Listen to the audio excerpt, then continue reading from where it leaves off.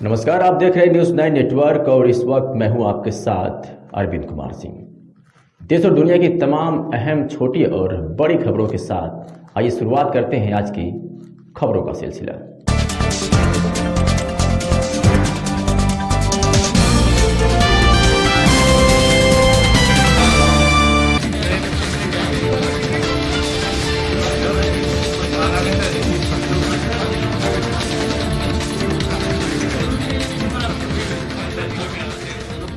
बलिया से खबर है, जहां प्रारंभ से ही ग्रीन जोन में रहे उत्तर प्रदेश के बलिया जनपद में आज पहला कोरोना पॉजिटिव मरीज मिलने से हड़कंप मच गया। बताया जा रहा है कि तहसील बैरिया गांव चादियर निवासी राहुल कुमार पुत्र अशोक शाह अहमदाबाद से जौनपुर ट्रेन के माध्यम से 4 मई को आया था।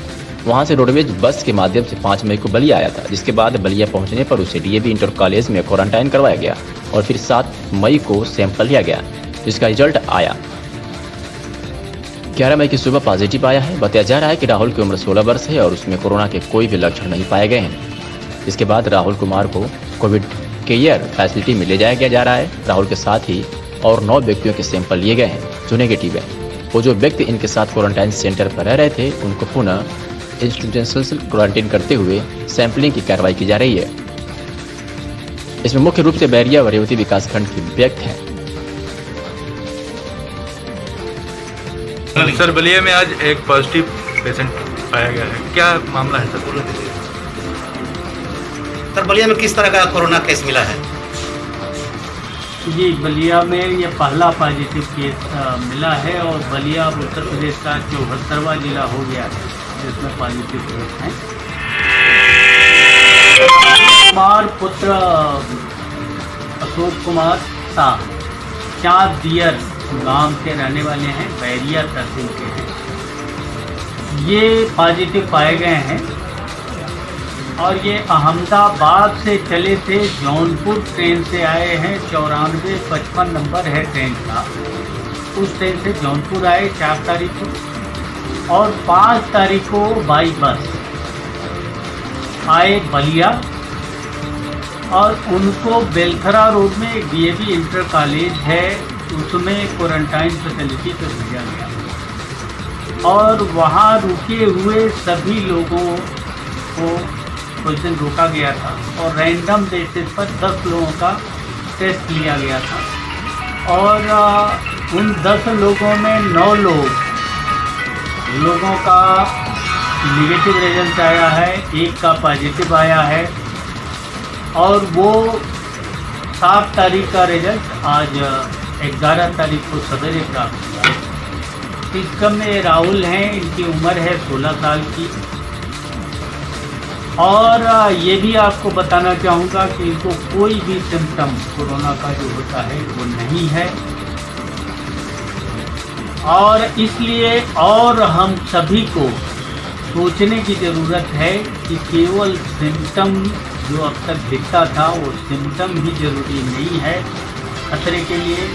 कोई भी व्यक्ति जो बाहर से आया है उसको जो होम क्वारंटाइन 21 दिन बाहर रहने के बाद जो ये निर्देश दिए जा रहे हैं वो कितना जरूरी है। सिम्टम रहेगा ही नहीं और वो पॉजिटिव रहेगा और ये सैकड़ों और हजारों की संख्या में लोग आ रहे हैं, तो ये हम सबको सतर्क रहना है इस बारे में। चाहे घर वाले भले हों, घर का बेटा होगा, पति होगा, बाप चाचा होगा, तो उस बहाव में न रहें, उसको घर में ही क्वारंटाइन रखें और क्वारंटाइन रखने का जो एक प्रोटोकॉल है वो मेंटेन करें, घर वाले मेंटेन करें और गांव वाले मेंटेन करें। इसीलिए ग्रामवार मोहल्लावार निगरानी समितियां बनाई गई हैं। ग्राम प्रधान की अध्यक्षता में, ग्रामों में सभासदों की अध्यक्षता में, वार्ड्स में ये बनाए गए हैं। मोहल्ला समितियों को हम लोग सक्रिय करा रहे हैं। प्रत्येक बीडीओ, प्रत्येक ईओ प्रतिदिन जाकर के ग्राम निगरानी, वार्ड निगरानी समितियों का देख रेख कर रहा है। इस क्रम में अब राहुल को हम लोग जो कोरोना केयर यूनिट है वहाँ ट्रांसफ़र कर रहे हैं। कहाँ पर है ये यूनिट? ये अच्छी बात है कि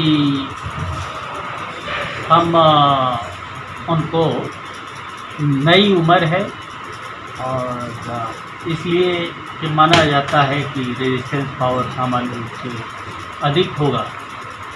तो हम ये शुभकामना करते हैं, हमारा ये विश्वास है कि वो जल्दी रिकवर होगी।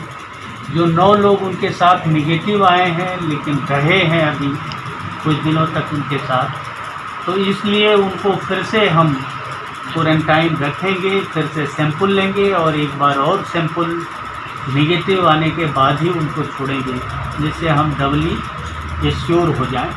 और ये कहा जाए कि बहुत अच्छा संयोग है कि बिना लक्षण के होते हुए भी वहाँ तक हम लोग सैंपल ले पाए और ये डिटेक्ट हो पाए। नहीं तो एक केस अगर अननोटिस में रहे तो वो पूरे ज़िले को तबाह करने के लिए पर्याप्त है। तो ये नोटिस हो गया, ये ज़िले के लिए बहुत अच्छा संयोग कहा जाएगा।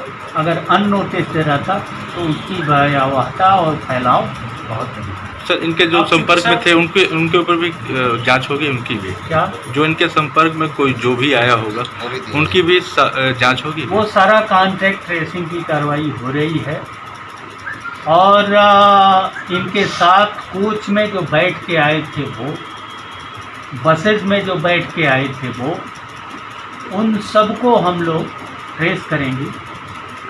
जौनपुर में चूँकि ट्रेन निकली है तो जौनपुर में किस कोच नंबर में वो आए, उस कोच में कौन कौन बैठ के आया था, इस सारी की सूचना हम लोग डीएम जौनपुर को देंगे या डीएम जौनपुर से अनुरोध करेंगे कि वो अपने यहाँ ये ट्रेस कराएं कि उस कोच में कौन कौन लोग कहाँ कहाँ किस ज़िले के आए थे, कितने जौनपुर के थे, कितने गैर जनपदों को थे, उनको सूचना दें। कहाँ इसको इनका ट्रीटमेंट किया जा रहा है सर? इनका ट्रीटमेंट ये बसंतपुर में हम लोगों का L1 फैसिलिटी है, वहाँ भेजा जाएगा। शासन से भी बात हो रही है, स्वास्थ्य मंत्रालय से, शायद उनका निर्देश ये है कि नए जोन न क्रिएट किए जाएं और यहाँ ऑलरेडी पहले से हैं L2 फैसिलिटी आजमगढ़, वहाँ पर ये अभी हम उसमें हैं और जहाँ भी ये व्यवस्था होगी या तो जनपद में रखा जाएगा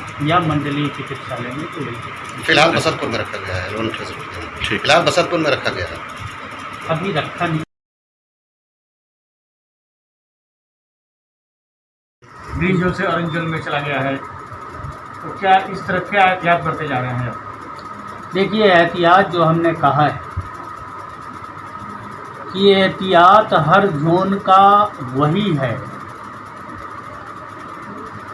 कि हम होम क्वारंटाइन जो भी बाहर का आ रहा है उसको सही तरीके से होम क्वारंटाइन रहे।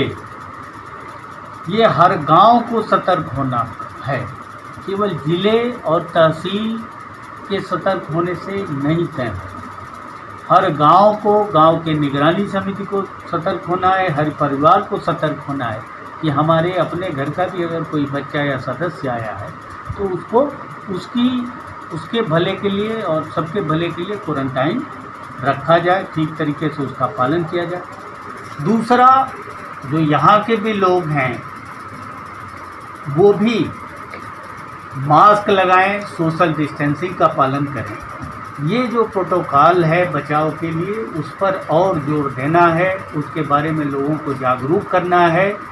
और बलिया के कुछ लोगों में ये हमने देखा कि अब तक निगेटिव रहा, पॉजिटिव नहीं मिला, तो उनके दिमाग में कहीं ना कहीं बैकग्राउंड में था कि नहीं यहाँ तो है ही नहीं है, तो वो दिमाग से अब पूरा तरीके से निकाल देना चाहिए, पहले ही निकला होना चाहिए। लेकिन उन लोगों को भी ये सतर्क होना चाहिए और इसे सीख लेनी चाहिए कि हम ये जो प्रोटोकॉल है उसको पूरी तरीके से ध्यान